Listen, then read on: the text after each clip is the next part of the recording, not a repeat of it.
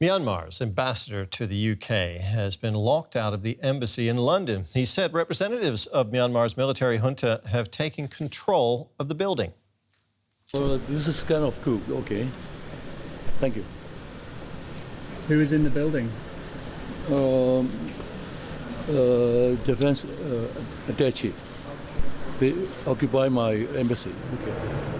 The junta had attempted to recall the ambassador last month after he spoke in support of civilian leader Aung San Suu Kyi and urged for her release from detention. This comes as daily protests against the coup become increasingly dangerous. At least 15 people were killed across Myanmar on Wednesday.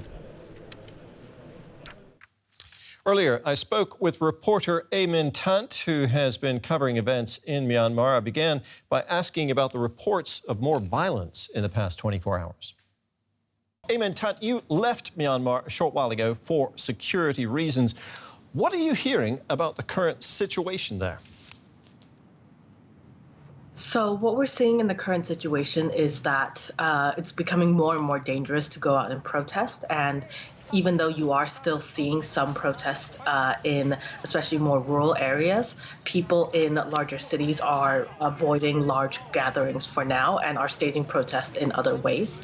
We're seeing social media protests where people have been putting flowers into their shoes as a way to show that they still march in spirit. Over Easter, we saw people using eggs, writing messages on them. We're seeing people flying kites. But as more and more economic damage especially, is done during the civil disobedience movement, we are seeing a breakdown of healthcare infrastructure, as well as a situation in which banking and cash has become really hard to come by, and quite a number of people are suffering economically. Now, military troops continue killing peaceful protesters in Myanmar, but the demonstrations are continuing nonetheless. How long can the protesters keep this up? I think that's the really big question in terms of the longevity of this movement and whether or not it can be successful.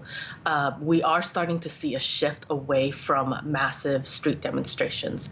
As I said earlier, there are still people who are marching, but people have really started becoming more creative in their tactics to display public discontent while also switching their focus or focusing more now on other pillars of the civil disobedience movement, such as pressuring the international community to not engage with the military and to recognize the CRPH as the legitimate government of Myanmar, as well as pressuring economic sanctions, as well as not paying taxes to the military, and other forms of boycotts and sanctions that they are able to do within the country.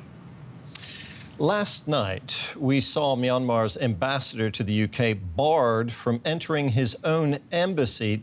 Does this mark a new phase of the coup? I think we can see this as a phase during which the military is trying to consolidate power. We've seen that now they've been relatively successful in suppressing at least sort of physical demonstrations of dissent. And so now they are really turning towards things like internet shutdowns and these sorts of international moves in which they're hoping to suppress the ability of the public to organize, as well as pressure the international community into recognizing them as the legitimate government. And so in a situation like the UK, it really becomes a test in which the world will have to wait and see whether or not the British government will recognize the junta as being able to make these decisions, or whether or not they will continue to engage with an ambassador that was appointed by a civilian elected government. Journalist Minh Tant in Bangkok, thank you very much. Thank you for having me.